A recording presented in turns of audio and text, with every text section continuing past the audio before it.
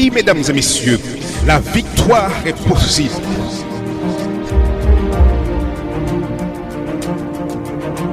Ne perdez pas espoir.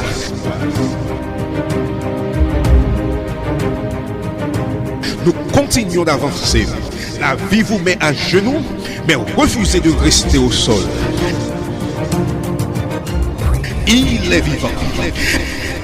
Il est vivant. Il est vivant.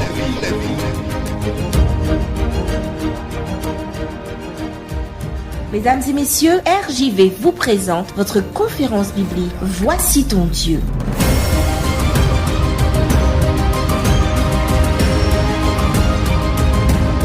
Il est vivant. Salut à tous, quel heureux privilège, mesdames et messieurs, de pouvoir passer quelques minutes en votre compagnie à méditer sur la parole de Dieu. Notre 4e causerie s'inscrit toujours dans notre hashtag Craignons Dieu. Et nous verrons aujourd'hui craindre Dieu, c'est se savoir aimer de Dieu et l'aimer en retour. C'est-à-dire, c'est l'amour à double sens. Prions notre Seigneur. Merci Père éternel. Une fois de plus, nous allons plonger nos regards dans cette parole de vie. Nous voulons, Seigneur, te découvrir. Nous voulons t'entendre nous parler. Et nous voulons, Seigneur, te répondre, obéir à ta parole et soumettre notre volonté à la tienne. Guide-nous tout au long de cette étude. Au nom de Jésus. Amen.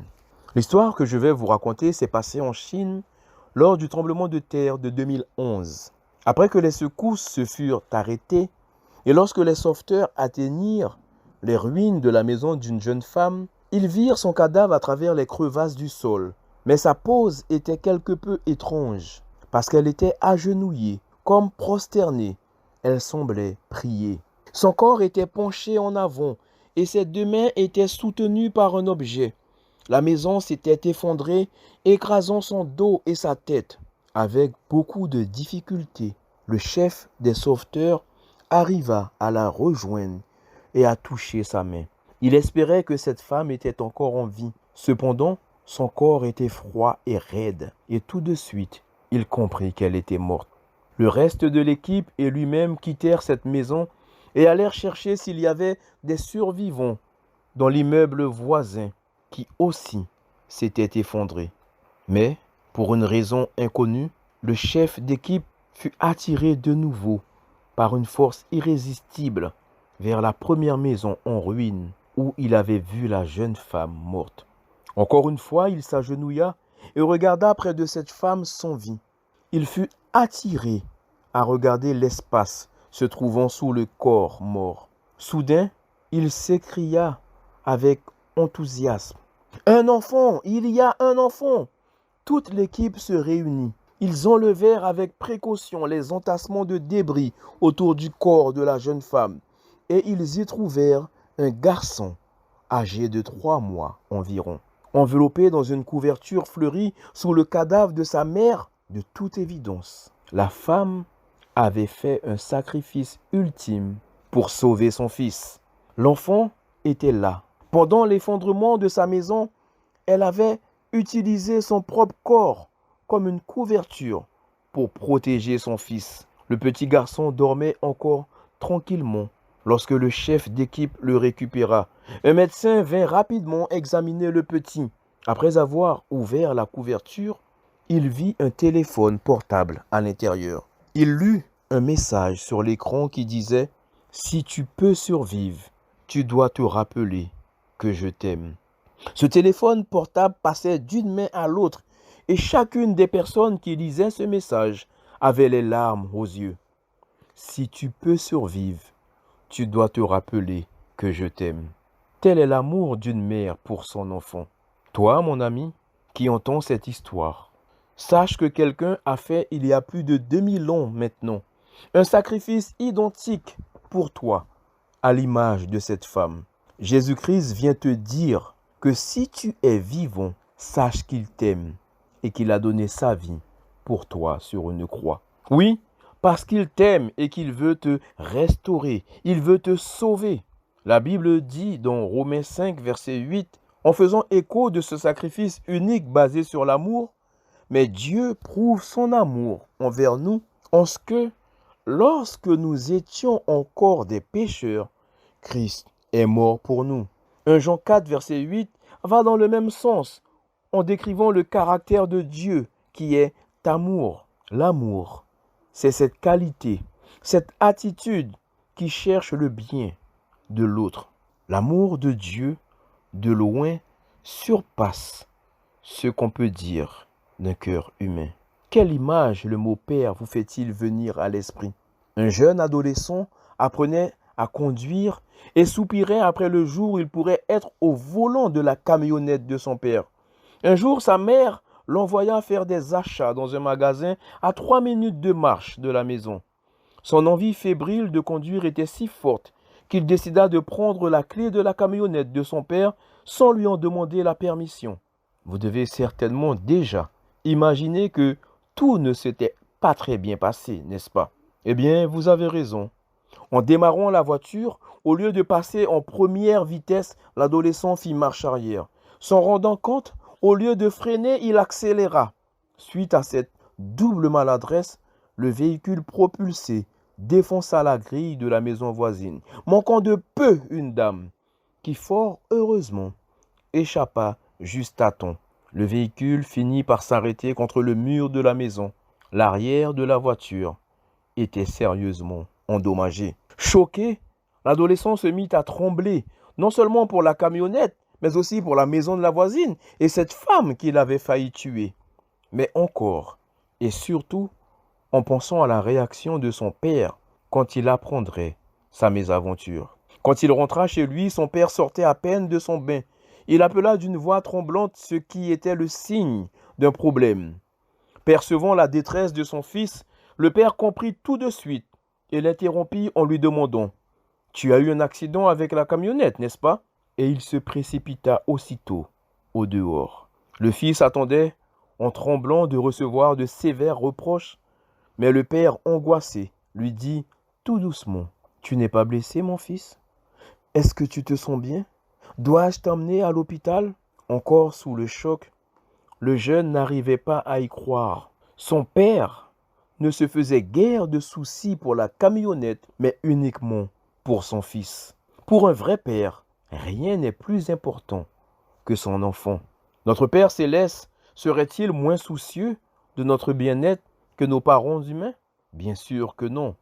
Au psaume 103, verset 13, il est dit « Comme un père a compassion de ses enfants, l'Éternel a compassion de ceux qui le craignent. » Malheureusement, l'image de Dieu en tant que père a été tellement déformée qu'au lieu d'évoquer pour nous ce qu'il a de bon chez un père, elle évoque parfois un personnage vengeur, plein de colère, prompt à condamner et à punir les humains. Est-ce vraiment ce qu'enseigne la Bible à propos de Dieu le Père? Jésus a raconté dans Luc 15 une parabole où il décrit Dieu comme étant un père qui aime ses enfants, indépendamment des décisions, bonnes ou mauvaises, qu'ils prennent. L'amour de Dieu pour nous, en tant que Père, demeure immuable, quelles que soient nos circonstances. Les 10 commandements sont une expression du caractère de Dieu et une révélation de sa volonté. 3 mois après leur libération de la servitude égyptienne, les enfants d'Israël arrivèrent au désert et campèrent en face du mont Sinaï. Dieu lui-même avait choisi cet endroit pour y aménager une rencontre avec son peuple. L'Éternel dit à Moïse, « Va vers le peuple, sanctifie-le aujourd'hui, et demain qu'ils nettoient leurs vêtements, qu'ils soient prêts pour le 3e jour, car le 3e jour, l'Éternel descendra avec eux, aux yeux de tout le peuple, sur le mont Sinaï. » Si nous reconsidérons ensemble la séquence des faits, nous voyons que, premièrement, Dieu libère le peuple. Deuxièmement, Dieu sanctifie le peuple. Ensuite, Dieu organise une rencontre avec son peuple. Une fois ces 3 étapes franchies, alors le peuple était prêt non seulement pour recevoir la loi, mais aussi pour l'observer. Il aurait été impossible au peuple d'assumer un engagement vis-à-vis de la loi alors qu'ils étaient encore sous le joug de l'esclavage. Avant d'avoir rencontre avec la loi, la nation devait d'abord bénéficier d'une rencontre sanctifiante avec son auteur. Aujourd'hui, c'est exactement la même étape à suivre. La loi ne peut être reçue qu'avec amour par celui qui craint Dieu et reconnaît en lui son Seigneur. La première chose que me rappelle la loi, c'est que j'appartiens à Dieu, puisqu'il m'a racheté de l'esclavage. Vous et moi, nous n'étions pas en Égypte, mais nous étions sous le poids du péché. Apocalypse 12, verset 17 et Apocalypse 14, verset 12 nous montrent très bien que l'obéissance à la loi de Dieu est au cœur du grand conflit. Au cœur du grand conflit, tout se joue sur la question d'adoration. Qui est-ce que je vais adorer? Qui est celui que je crains? À qui je rends gloire dans ma vie? L'un des passages préférés de ses opposants à la loi se trouve dans Romains 10, verset 4. Christ est la loi. Christ est la fin de la loi pour la justification de tous ceux qui croient. Alors ils avancent que par sa mort sur la croix, Christ a mis fin à la loi. Mais le mot utilisé ici pour fin est télos. Et il pourrait se référer à l'intention, l'objectif ou le but final de quelque chose. Ce que Paul veut dire là, mes amis, c'est que le but, l'intention, l'objectif final de la loi est de nous conduire au Christ afin de recevoir la justice qui vient par la foi et non par nos œuvres. La loi me pousse à venir au Christ. La loi n'est pas péché, mais sans loi, je ne connaîtrai rien du péché. L'une des fonctions de la loi est de me montrer le péché afin que je puisse aller vers le Christ. Si nous prenons une autre traduction de Romains 10, verset 4, ça dit ceci. Christ a conduit la loi à son but pour que tous ceux qui croient soient rendus justes aux yeux de Dieu. Oui, la loi n'a aucun pouvoir de nous rendre justes, mais elle a le pouvoir de nous révéler nos péchés afin que nous accourions vers celui qui seul est capable de nous rendre justes en nous couvrant du manteau de sa justice, à savoir Jésus-Christ. Le meilleur moyen de connaître les bienfaits qui découlent de l'observation de la loi est sans doute de lire un ancien poème écrit par le roi David. Quand nous lisons ensemble au psaume 19, versets 8 à 12, il est dit « La loi de l'Éternel est parfaite, elle restaure l'âme. Le témoignage de l'Éternel est véridique, il rend sage le simple. Les ordres de l'Éternel sont droits, ils réjouissent le cœur. Le commandement de l'Éternel est limpide, il éclaire les yeux. La crainte de l'Éternel est pure, elle subsiste à toujours.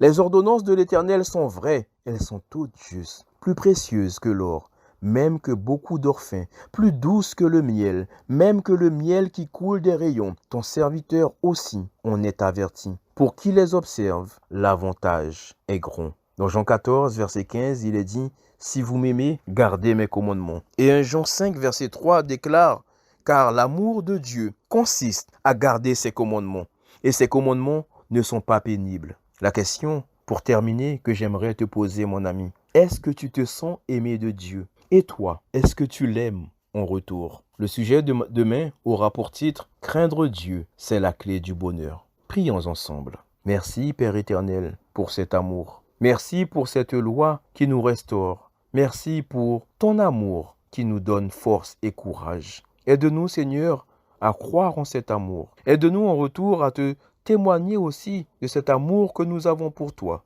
Au nom de Jésus. Amen.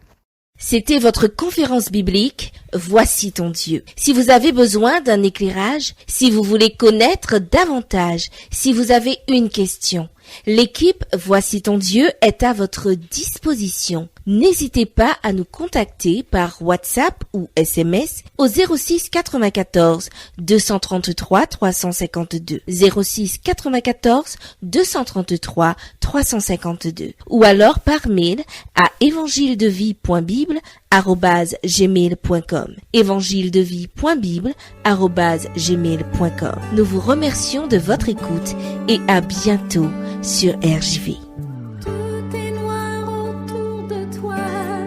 Cherche ton chemin, le cœur brisé, déchiré et découragé. Je sais ce n'est pas facile, je comprends ce que tu vis. Tu te crois abandonné à combattre une armée.